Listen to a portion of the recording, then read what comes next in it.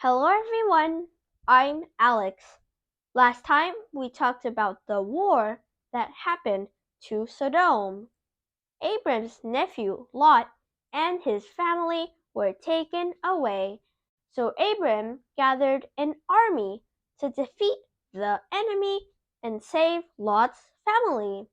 Later, God appeared to Abram several times. God changed his name to Abraham, which means father of many nations, and changed his wife Sarai's name to Sarah, which means mother of many nations.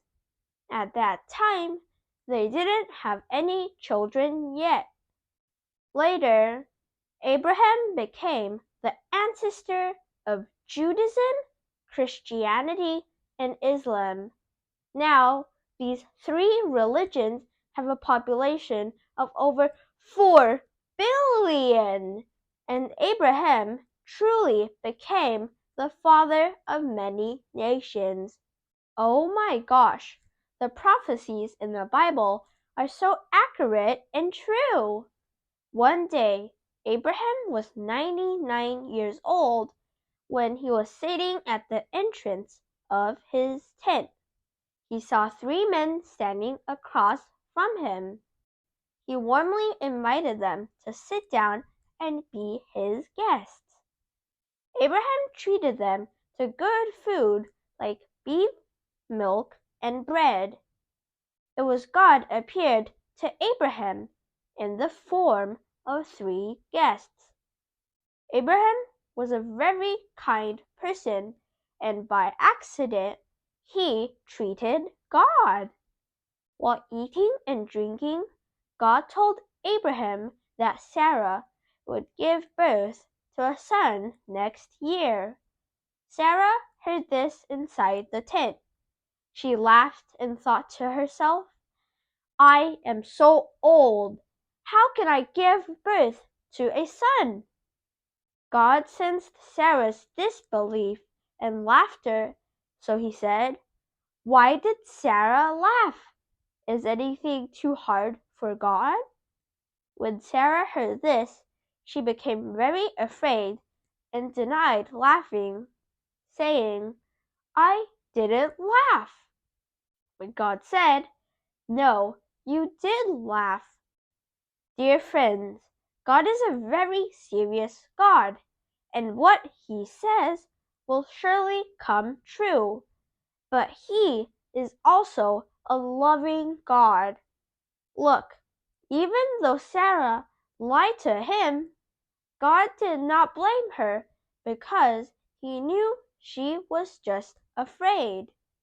The 3 people finished eating and drinking, then got up and walked towards Sodom. Abraham followed them to see them off. God said, Abraham is my friend.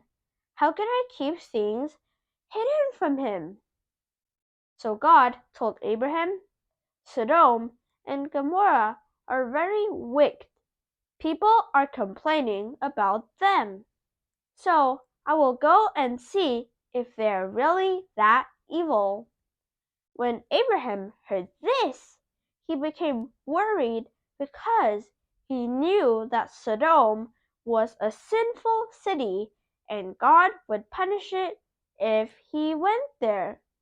However, his nephew Lot and his family lived in Sodom, and he didn't want them to be destroyed. So Abraham urgently said to God, Are you going to destroy good people along with the bad people? If there were 50 good people in Sodom, would you still destroy the city? Abraham knew that God wouldn't destroy good people along with the bad. So he purposely asked God this question. God answered, If there were truly 50 good people, I would forgive the whole city for them. Abraham then continued to negotiate. What if there were only 45 good people? Would you destroy the city for the lack of 5 good people? Oh my gosh, Abraham was really good at talking with God. He wasn't afraid to discuss things with him and come up with solutions together. The best part was that Abraham had a great relationship with God so that they could keep talking and working things out. We should also strive to have a good relationship with God and be brave enough to talk to Him about anything. God indeed agreed not to destroy the city for the sake of 45 good people.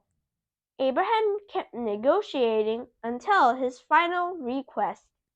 What if there were 10 good people?